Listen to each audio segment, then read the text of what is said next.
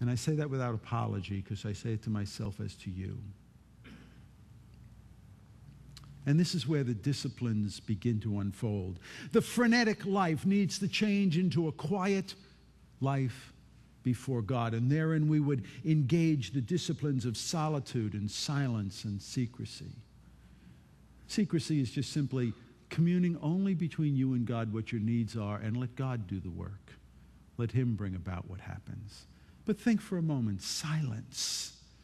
When was the last time you allowed yourself silence for the purpose of hearing him? Most of us, and I get in the car and I turn the radio on. I like something in the air. I try now to say, can I listen? But there's got to be more than that. Solitude, alone.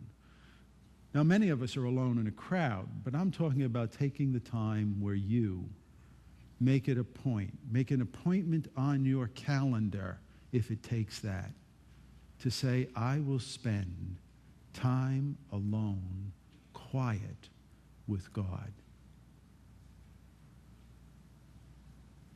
How many of you have ever taken a time when you said, a recent time, not I did it once 25 years ago, a time when you said, this day is God's. I will get away from the noise of the world, from the voice of people, and I will give you 21st century. I will shut my cell phone off, and I will let God talk to me. And if you've tried that, what happened after the first hour? You start to get jittery. You know, nobody's talking. There's no music. And David says, wait on the Lord. The challenge I give you is if we want our world to quiet down, it's only going to quiet down if we do something about it.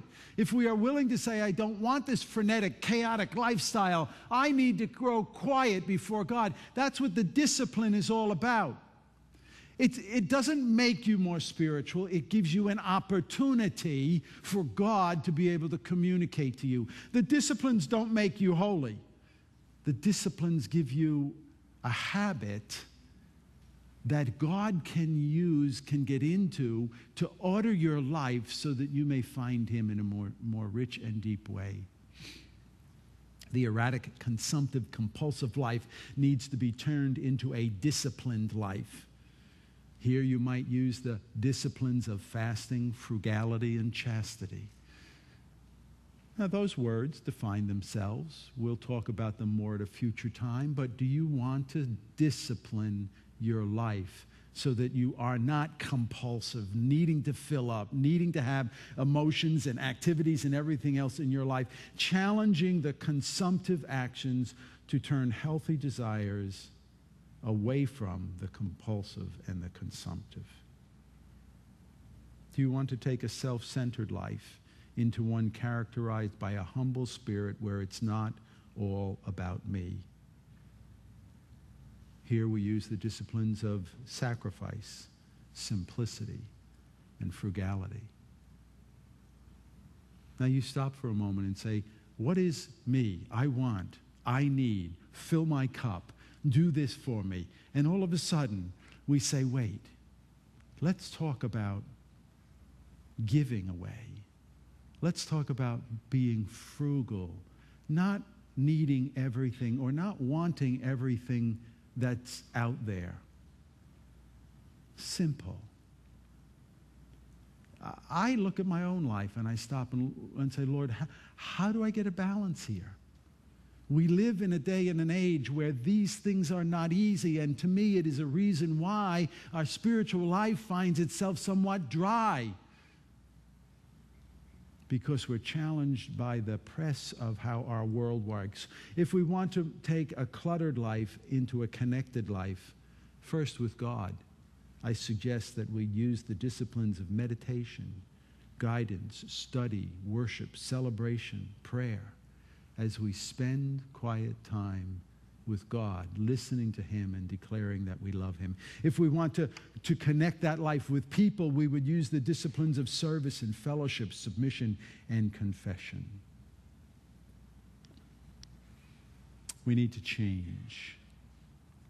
And honestly, this message is really all about the fact that when God said you should learn to love the Lord your God with all your heart, your soul, your mind, and your strength, it's incumbent upon you and me to ask, is that where I am? I think it's very important for us to stop and say, if they were grading me, well, no, if not they, if God was grading me, would I fall in the average category?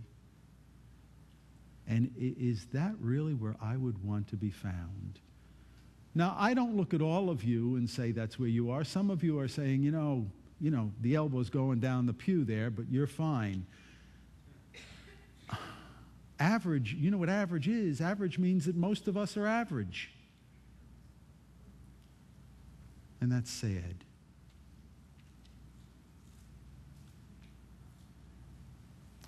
Do I love the Lord my God with all my heart, with all my mind, with all my soul, with all my strength? Am I allowing the qualities of my life to take shape in context to who he is? Jesus said it, come to me, all you who are weary and heavy laden, and I will give you rest. There's a presence that he's asking for. There's a quietness. There's a sense of